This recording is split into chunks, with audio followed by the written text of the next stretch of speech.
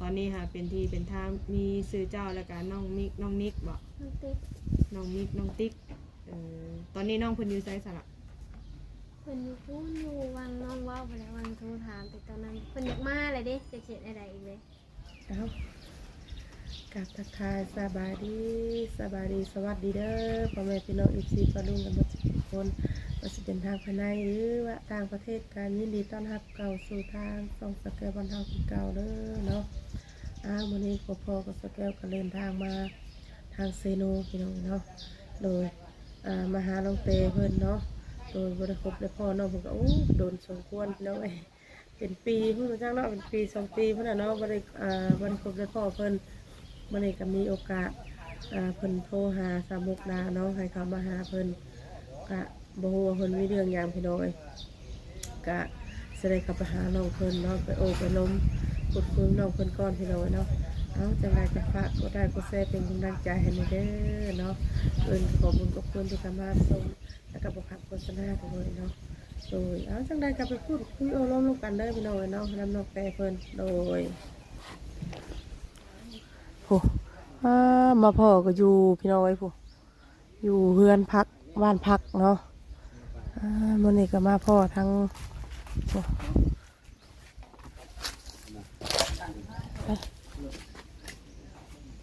ไปหาน้องเพิ่นอยู่ห้องก่อนเอ้าสบายดีเด้ออาจารย์เด้อมาแต่เช้าคุณบ่ มาบางใดนี่นะมาแวบบอกเพิ่นว่าเขาจะให้อยู่ตอนถ่าเห็ดเฮือนนะที่ปุ๊กตู่ปุ๊กขามอยู่นี่มันค่อนข้างจะอันตราย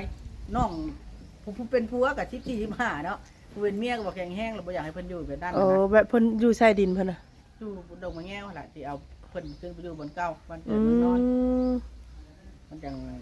น้องนุ่งมามันจังมีวงอยู่วงเช้านะเราผู้ใหญ่เพิ่นเป็นห่วงคอนี่แหละโดยวันนี้น้องเพิ่นสิกลับไปเมื่อบ้านเพิ่น แม่นว่าจะให้เพิ่นกลับก่อนแหละหรือว่าแล้วแต่วิธีการของเพิ่นเพราะว่าเขาบ่ได้มีงบประมาณพอจะได้แบบว่าไว้ให้เพิ่นซื้ออยู่ซื้อกินนะต้องเมื่อใช้ชีวิตอยู่พุ่นก่อนเงินชานบ้านช่องแล้วจังว่ากันอีกทีนึงบ้านได้บ้านหยังก็ใครแน่เนาะมาอยู่กันเนาะแม่นเอาไปอยู่ทั่วไปโลดผัดบ่แม่นทิ่นผัวแล้วเมียก็บอกแข็งแห้งผัวกันทำนั่น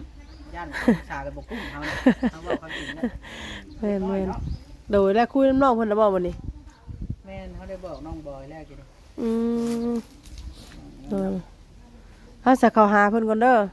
โดยถ้าจะไปหน่อยเนาะก็หาทางน้องเตเพิ่นก่อน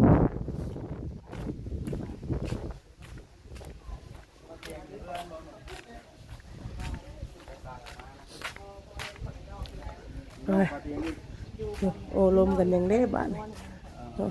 สบายดีเด้อทางบ่าวบอสหากมาบ่แม่หากมาว่าสิไปเยี่ยมพ่อแล้วตั้งใจเป็นมาหาพ่อหรือเปล่าตั้งน้ำเพิ่นแล้วเพิ่นเลือกมาซื้อดินแล้วเราเพิ่นก่อนกลับเราเพิ่นสิอยากไปเยี่ยมพ่อก่อนเพิ่นบอกนะโอ้ชื่อเรียบร้อยแล้วโดยแล้วอยู่บ้านหนองมะเงียวบ่แม่วางเก้าละทิศวางเก้านะทิศกันเข้าวางเก้านะใกล้กันบ่ดินข้างๆข้างหลังลงไปอีกบ่บ่พี่ทิศเทือนฉาเทืองบ้านน่ะโอ้ได้ทั้งพุ่นบัดนี้แม่ดีใจนำเท่าไรหามัน70,000พอดี70,000ธรรมดาอยู่ได้เนาะคูณเช้าโอ้ก็โอเคแล้วเนาะแม่เสียงก็โอเคอยู่ได้ดินมันงามนะมันบ่ได้ปรับแต่งหยังซื้อแล้วปลูกเรือนได้เลยนี่จะโอเคแล้วเนาะโอ้ที่ว่าเป็นขึ้นมาเพิ่นได้ขึ้นมาล่ะเพิ่นเราว่าสิพาเพิ่นนั่นเขาเยี่ยมบ่อเตียงเพิ่นก่อนเดี๋ยวนี้นะแต่ว่าบ่อเตียงอยู่เพื่อนบ่ฮะบ่เตียงบ่ได้อยู่ก็เห็นแล้วลงคลิปว่าอยู่เพื่อนบ่เราไปเมืองแม่แล้วเด้ยังบ่ได้มาแล้วไปเมื่อวานนี่ว่าคลิปเราบ่มีแม่นแต่ว่าเราไปหาแม่เราอีกแล้วเราบ่ได้อยู่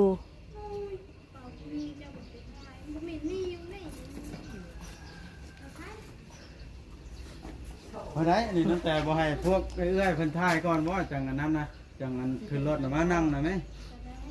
มานั่งอยู่พี่มาพี่ก่อนก็ได้เนาะเอื้อยถ่ายจบคลิปก่อนจังไป เนาะ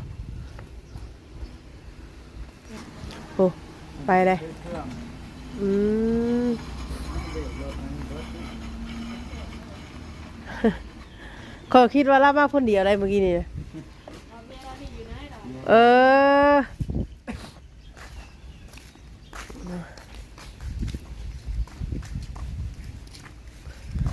ใกล้กันระวังมันตีกันเด้อตีให้ยาประเภทของสาวแก้วได้ของข่อย เจ้า เรีย ไส้ กแล้ เพราะของข่อยมันอยากออนหน้าเลยนะข่อย มันสิตีกันบ่ได้ยินเมื่อกี้นี่นะ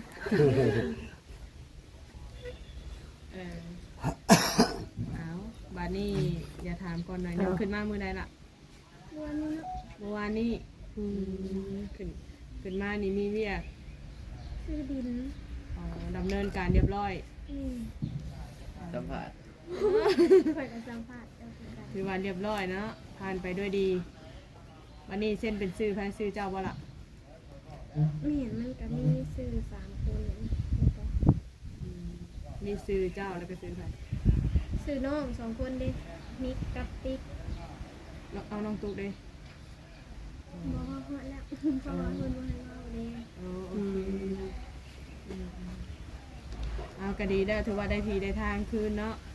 ได้ยินว่าบอสกันนี่ว่าราคา70,000บ่ แม่น ก็ดีแล้วใกล้ๆอยู่บนเก้าเนาะก็คือสิใครกลัวอยู่พุ่นอยู่เบิ่งนี่เนาะอีกอย่างมันก็เป็นบ้านเกิดเมืองนอนเฮาเอง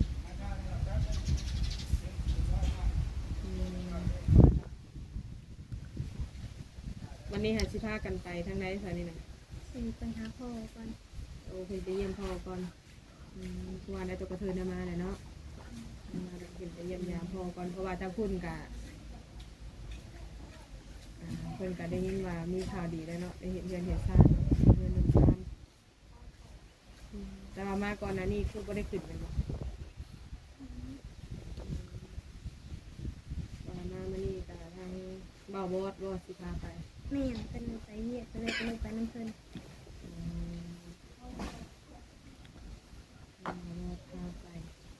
ไม่ยังคือเงาซึมๆแท้เหรอ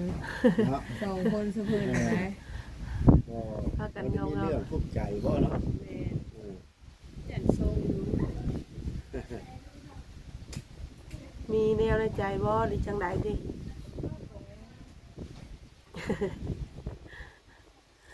หรือว่าเมื่อคืนนี้นอนบ่รับบ่โอ้ อยากกินข้าว คือว่าแล้วตอนเช้าเนาะเอามาอยู่นี่ อันนี้หันสิพากันขึ้นไปตอนเช้าเลยวันนี้แล้วกลับลงมานั่นสิได้มานอนพักพี่อีกบ่หรือว่าสิพากันกลับเลย กลับเลยมันก็สิคำมื้ออื่นเลยมันสิได้มื้อ ฮอดพุ่นจักมุ่งล่ะเจ้าขึ้นรถมื้อนั้นบ่าย มื้อ โม นั้น ง น่ะ4 โมงเนาะ4 โมงป่าย อยู่แข่งไหนกันแท้บ่ จัดไป คุณบอย ที่บ้านเจ้าบ้านเจ้าแกงสารวัตร เขงสารวัตรบ้าน บัดนักขัง เมืองทาง มือเพ่ง เมืองเพลง เมืองเพลง นครพึ่ง ตอนเพลงเป็นไรเนาะก็มักม่วนได้แถมเนาะ ถามไปกว่าเพิ่นเคยไป เอาเผื่อไว้เนาะ เขตมักม่ว บาน งเทื่อเขาได้ผ่านไปทางนั้น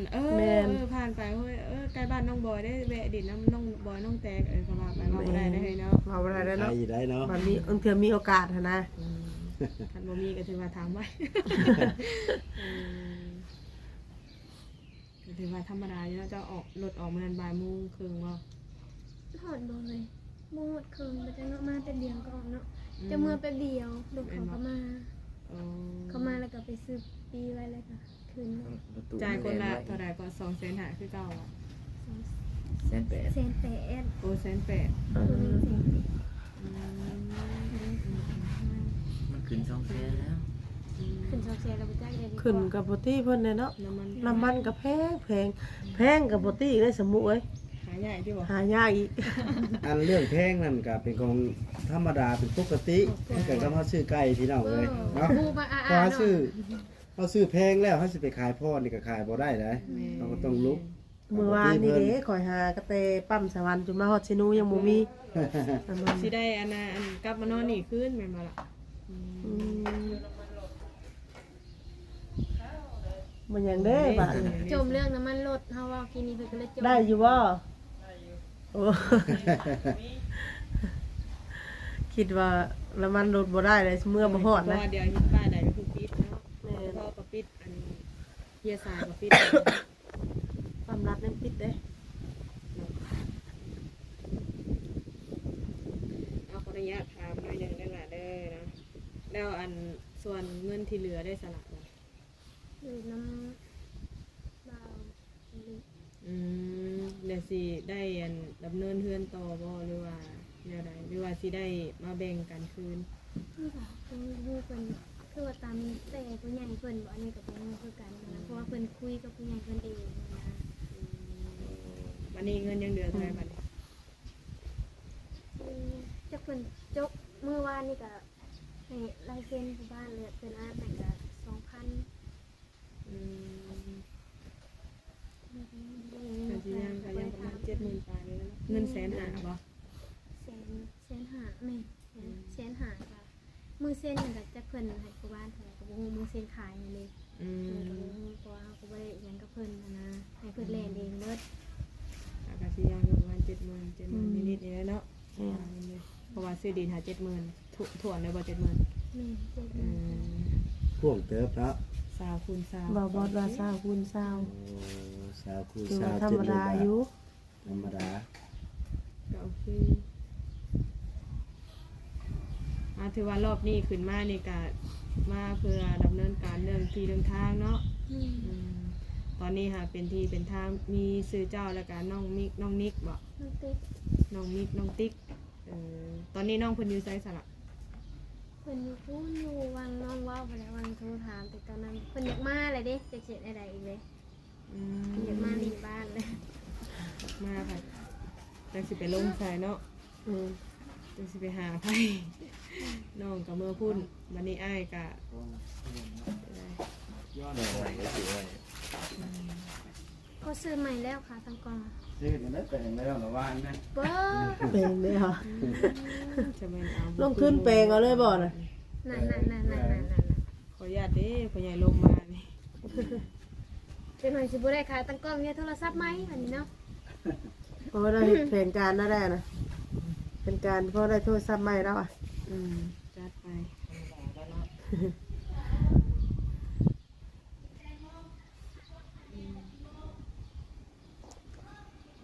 วันเงียบวันเงียบเลยบัดได้แต่เดียวเบิ่งหน้ากัน หัวได้หรือว่าพวกมันก็เฮ็ดหน้าบูด น้ อยู่ องแต่น้องอาบอย สบายดี โอ้ยมาซ่าแล้วมื้อนี้ ปล่อยแนมสนใจอยู่เอาแล้วไปเว้นไปมั่วหาน้ำมันอยู่ไปจักอันนี้ว่ะ โอ้รอคิวกันเนาะได้ บาง ได้บ่ จ้ะจะต้องจับเอาจับบ่ตั้ง บ่ เออ ตั้งคือกันเนาะ มันบ่วินเด้ได้บ่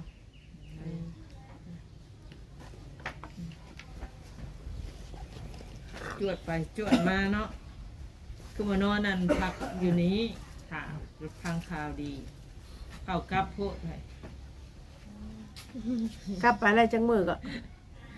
กลับวันที่11มาวันที่15 โอ้ สามมื้อเนาะ 3 มื้อ 4มื้อกัน ก็ไปเฮ็ดเวียกให้มันแล้วละมาบ่ งานดองเอื้อยกินเด้กินจังมาเมื่อวานนี่ก็มาว่าเอาไผ่มาขึ้นเฮือนยายเอาไผ่มาเหยียบเฮือนยายเลยก็เลยมานำเพิ่น อยู่ไสค่ะผัวเพิ่น นะ น่ะ ครูบอก นาโพอยู่เด้อ นะครูนะเก่ง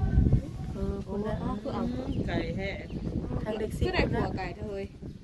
ยากเด้อบอกเราจะเรียนผัวไก่เด้อ อ้าว สาย เนาะ เน อน ยู่คือ เนาะ เนาะ กูขี้สายเนนเนาะ มันก็สนิ่งสแนนนะเฮ้ย เรียนกันในไทย วาสนาถือกันมา บ่ค่อยว่าสิแบบว่า คือแบบคนละบ้านก็จริงว่าสิถามอยู่ว่าจุดเริ่มต้นเพิ่นไปพ่อกันอยู่ไสมันตาม มาเด้อถ่ายเอากันนะ บ่เป็นหยังเราทาง ถ่ายแล้วก็ดัง ให้เขากล้องแล้ว เว้ เพิ่ น น แน่ คนไทยมันสิเฮาเองเนี่ยได้เฮาจะเข้าแล้วเพิ่นคนดังเด้ อันนี้เนาะ ไปเข้าแล้วคนดังบ่ เอาฝากเนื้อฝากตัวเด้อ FC มาบ่เด้อ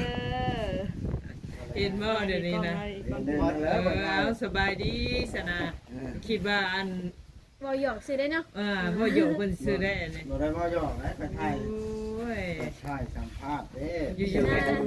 ๆ แบบ FC เฮ็ดให้ FC ตื่นนะเนาะ แล้วสิ เฮ็ดแบบเอาล่ะเอาบทสัมภาษณ์บ่ทุกคน บัดชุบเจ้าคือบ่มานั่งที่สาว จะถ่าย เออ เจ้ามานั่งแม่เจ้า มาแม่บัดนี้บอส โอ้ยตาย เปียกแล้วเนาะแบบนี้ ถ่ายเบื้องหลังกัน เห็น ก็ ด้วย เป็น ดีนะ มันแม่นเบื้องหลังนั้นทั้งหน้าทั้งหลังเห็นเบิดได้เดี๋ยว ว้าว นี้ จักตัวไหนข้างหน้าข้างหลัง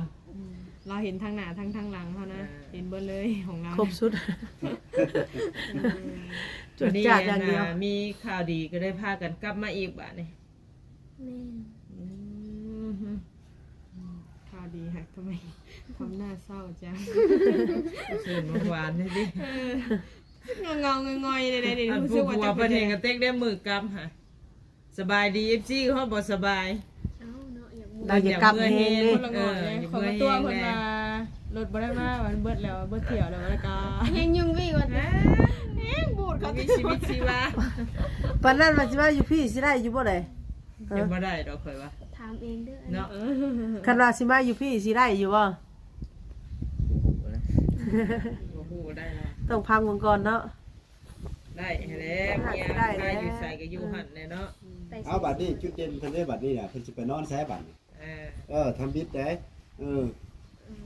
ความหมายว่ามาอยู่พี่ได้บ่นั่นได้เฮือนน่ะนะสิมาอยู่ได้บ่นั่นน่ะ โอ้ถ้าว่าอะไรเฮือนได้ซ่านเลยสิกลับมาอยู่พี่ ก็กลับเมื่อมาเด้เที่ยวไปเที่ยวมา เพื่อ ดิ กัน นมี น่ะได้แล้วดินน่ะเนาะ กันมีเวียกมีงานอยู่พุ่นก็กลับไปพุ่นเนาะ เอาดีใจน้ำซะได้ไว้อย่าดีซะ อันนั้นคือไปยืนไกลแท้เปิดกล้องแล้วก็ไปพุอยู่ในเงาไหมพุมาแม่ แล้วก็ เนาะ เอ้ยสัมภาษณ์ก่อนเนาะอย่ามาซับสนกัน เขาเป็นอย่าง ก็แบบนี้ได้แน่เบิ่งกันแล้วก็บ่จังแน่ว่า เอ้ยบ่แปลกดอกเอ้ยเพราะว่าสไตล์แล้วแบบนั้น แม่นี่เป็นมาบอกเลขบ่บัดนี้ เนาะ เอาเฮ้ยเอา เฮ็ด เอา เพิ่ เฮ้ย น เอา บ่นี่ เอา ต่อแต่ เอา เอ้าบาดนี่จะว่าแม่นนี่บ่จักบาด ตัวเด็ดเด้อเลขไทยเด้อมื้อนี้เด้อ แม่นบ่เฮ้ย แม่น ต่อเลขแสนใช่ เลขไทยได้26มื้อนี้ เห็นแล้วเนาะ เด็กเพิ่งเด็กเพิ่ง คอยบอก FC คอยอยู่ที่07เลขห้องน้องแต่หั่นน่ะ จัดไป ได้เฮ้ย4 ก็ห้องเก้าแล้วว่าบ่ล่ะมากระพักของเก้าเนาะ เก้าห้องเดิมคือบ่มีไผนอนแทนนอนห้องนั่นก็ได้ คือว่าห้องมันกระลายเลย เอ เนาะ อ อยู่เทิงก็ยังบ่ได้เต็มที่เปิดมาให้ฟังอยู่เทิงก็เลยว่าลงมาพี่ มันสีสงบอันนั้นเลยเนาะอีพีเนาะ ไปทางรถก่อน อยู่พุ่นมันสิใกล้ทางรถ ได้ดินได้ดอนได้บัดนี้บางแผนสิสร้างเพื่อนบ่บาดนี่ ก็ตัดแต่ผู้ใหญ่เพิ่นเลยบอกว่าผู้ใหญ่ทางเบาดีดี อืม ไปเอา แต่เป็นศิลาเนาะ โทรศัพท์มายังบาดนี่ดินน่ะอยู่ได้ดงเงี้ยวล่ะ แม่น โอ้บ้านเกิดเมืองนอนบ้านเก่าเนาะ บอลเก้าบอลเดินเกี่ยวมาก็อยู่พี่แล้วสบายเพราะว่าอีหยังกับอายยังก็อยู่พี่เนาะ กับคนหูจังแม่ แม่น เราอยู่พี่มันมีบนเฮาจักเนาะเฮาลืมเฮาเคยเด้บ้านเกิดเมืองนอนเฮาเลย แม่นมันก็สิโอเคก่อนก้าวหลายเนาะมันก็มีแต่ว่าและทางไปอีกเพื่อมีข่าวดีเข้ามา เลยดีก็สั่นได้เพื่อนเนี่ยเนาะได้ขี่ได้บอลเจ้าของเนี่ยอ้ายได้เสมอเยี่ยมอยู่บ่อ้าย บ่เห็นมาสองเทื่อก็บ่เห็น เอ้า ติดต่อเพิ่นได้อยู่บ่ล่ะ บอกมันบ่มีโทรศัพท์ อ้าวเห็นแล้ว มันจะอยู่บ้านค่ะใช่ เนาะ แต่ว่าเมื่อช่วงเวลาเราไปหาอยู่หากินเลยเนาะ เอาเป็นคนไปเลยนะใบนี้เนาะ แต่ตลอด เอาถือว่ามื้อนี้หันสิขึ้นไปเยี่ยมพ่อมื้อนี้เนาะแล้วก็กลับลงมาพักอยู่พี่คือเก่าและเวลาเก่าก็ได้กลับมื้อบ้านคือเป็นมื้ออื่นบ่กลับมื้ออื่นบ่ มามือสองมือกลับอีกเนาะไปล้วนมาล้วนตลอด กลับไปวันนี้สิลงมามื้อใดเด้บัดนี้เนาะ วันนี้ยังบ่ฮู้เลย ถ้าได้ข่าวดีมันนะเนาะ ถ้าว่าน้องคนได้ข่าวดีอาจสิลงมาอีกข่าวดีแบบเฮ็ดเฮือนอหย่างนั้นเนาะ ก็เป็นทางอาจจะเป็นน้องเตแล้วเนาะมาอยู่พี่ซัมซาเป็นเฮ็ดเนาะบ่ได้ งไปเนาะพอน้องทั้งสองนั้นเพิ่นก็บ่อยู่ได้น้องสาวเพิ่นเนาะ นี่บ่รถฮับส่งสิไปนี่บ่ มื้อนั้นน่ะเพราะว่าแม่นบ่วอดนี่บ่ขี่แกใส่ซุมข่อยแม่นบ่ ไปยังขี่กระบะเด้ข่อย ไป กันเลย ใช้แล้ว อยู่บ้านข่อยหั่นเด้ขอยเบิ่งคือว่าคือรถเฮียเพิ่นว่ะแม่นบ่ แม่นแล้วก็เขา เออ บ้านมึงนั่นเด้ แสดงเพราะว่าอยู่ มีรถสามุก ฮะ คนมาให้ขี่นั่งง่ายกับขี่กระบะก็ได้เด้อ พ่อเป็นบุญตาบ่พ่อเป็นบุญนั่นดิ เอาพอได้ติดเสื้อติดแนวเด้ อ้าวข่อยก็ดีใจได้สนวนเด้อมื้อนั้นเนาะทวิตข่อยว่าเพิ่นบีบแกหยังข่อยได้แนวอ้าวตัวโอ้แปลกนะแต่ก็บ่เคยมีรถแบบวิโก้เพิ่นขี่เกาะขี่แกนะเนาะ ไปเด้ดิ ตัวไปเด้ตัวโอ้ยสิได้เนาะเฮ้ยว่าเฮาบ่มีหมู่บีบแกใช่เฮาก็มีเฮงยาวตัว มันนี่ได้ซะ ลืมเรื่องวันหน้าเด้อคือ น้อยใจ เด้อ น้อยใจ เด้อ แล้วเนาะตัวเฮ้ย บ่น้อยใจแล้วข่อยสิว่าโอ้ยขี้คุยแท้เด้ข่อยก็ว่าเท่านั้นแหละ บ่ทาได้รถไผเพิ่นน่ะคือสิว่าบีบแกใช้เพิ่นน่ะข่อยก็งัวขึ้นล้างนี่โอ้บ่แม่นรถเฮียบอสเพิ่นบ่ว่ะโอ้ยัน จื้อแน่เจ้าก็ได้8224ค่ะ ข่อยจื้อตีนมา เรียกลำลับ บ่เฮาบ่ค่อยจื้อแล้วเพราะว่าเฮาบ่ได้ค่อยเห็นแล้วเด้เนาะ ยืนห้อยเก็บเอา สิไปจื้อห้อยสิว่าบัดนี้ แล้วข่อยก็อ่านว่าต้องแม่นเฮียบอสเลยแท้ๆว่ะ ก็แก้ไม้เข้าไปให้บ่จ้อยเด้ แม่นบ่ว่าอยู่ก็เคยเห็นนี่นะพี่น้องกับบ้านเฮามันจะบ่มีเนาะรถแบบนี้เนาะ ได้โดดเป็นเฮียเป็นเสียแล้วน้อย แม่มาแล้ว ได้เอ้ยจะเป็นเจ้บ่ฮะ บ่แม่นบ่ซีซันก็เปลี่ยนนั่นได้ ธรรมดาได้เฮียเนาะ ซีซันก็เปลี่ยนนั่นนะ ชื่อว่าขี่นะเถื่อได้เป็นเจ้แล้วกันเอ้ยน้อง จัดไปเจนวล คนเฮียบ่ได้เฮามันบ่มีแล้วมัน เลี้ยง เฮีย แต่หัวพุ่งมันบ่ได้ดอกง่ายดอกเฮานี่ มัน แต่ตีนนี่ย่านบ่จุบได้เดี๋ยวนี้นะ บ่กล้าเอื้อมเลยนะ บ่ยังบ่ได้ก็เอาตีนมานอนกอดก่อนก็ได้ อ้าวน้องเต๋กันมันสิเก่านะน้องเต๋มันสิเบิดคุณภาพเพื่อได้รถนะ เดี๋ยวมันสิเสียสภาพติ ดี หรือว่าหาเอาแนวบ่แพงก็ได้อีหยังวันนี้บ่แพงเลือกบ่ต้องเอาหยังลายนะเอาตีนมันก็สิแพงบัดนี้ บ่แล้วข่อยคึกคักแล้ว เดี๋ยวนี้บ่พาเอาหรอกน้ำมันแพง ว่าซั่น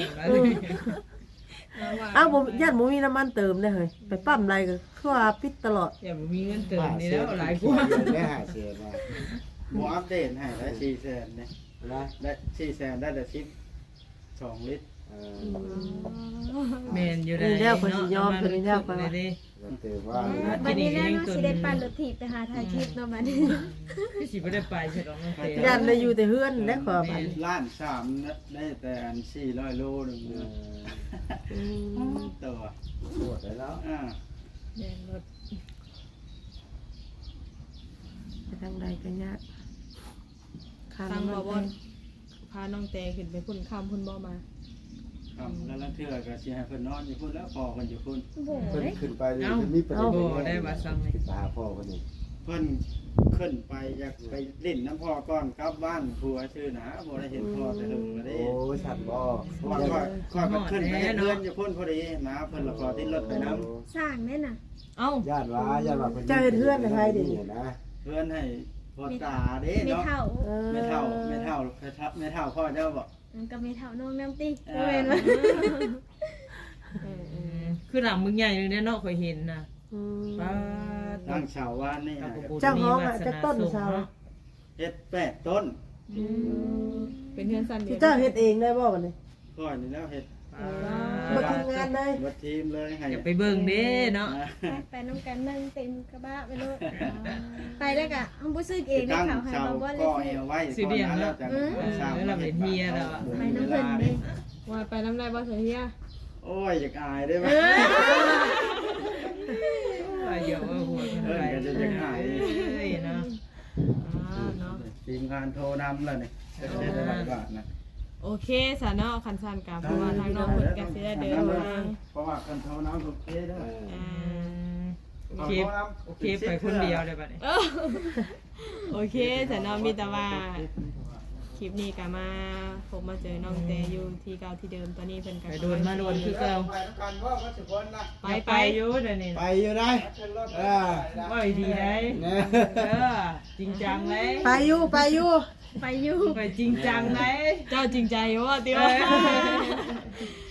โอเคจ้ะ โอเค พี่น้อ จ้ะ ง พี่น้อง เนาะ เอ้ย เห็นว่าทางน้องเพิ่นพาเนาะเพราะว่าเพิ่นก็ติดรถขึ้นน้ำบ่วอดเพราะว่าทางทีมงานเพิ่นก็ถ่ายอยู่เพิ่นแหละพี่น้องอยู่ เพราะว่า โอ้ยทางนอกบอกเห็นอยู่ แม่นๆเพิ่น ว ถ่าย งเวียนแยกเซโน นั่นแหละนั่นแหละ สองคนถ่ายอยู่หั่น ว่าชายมีแต่ว่าคลิปนี้ก็สิประมาณนี้พี่น้องเนาะจังใดก็ถ้าว่าน้องเพิ่นได้กลับลงมาภาคบนเก่าเอ้ยก็สิได้เข้ามาหากระโทรบอกเอ้ยเด้อสิได้เข้ามาหาน้อง เก่า โอเคสบาย โอ ดี เค กัน คลิปนี้ไปแล้วบ๊ายบายพี่น้องสบายดี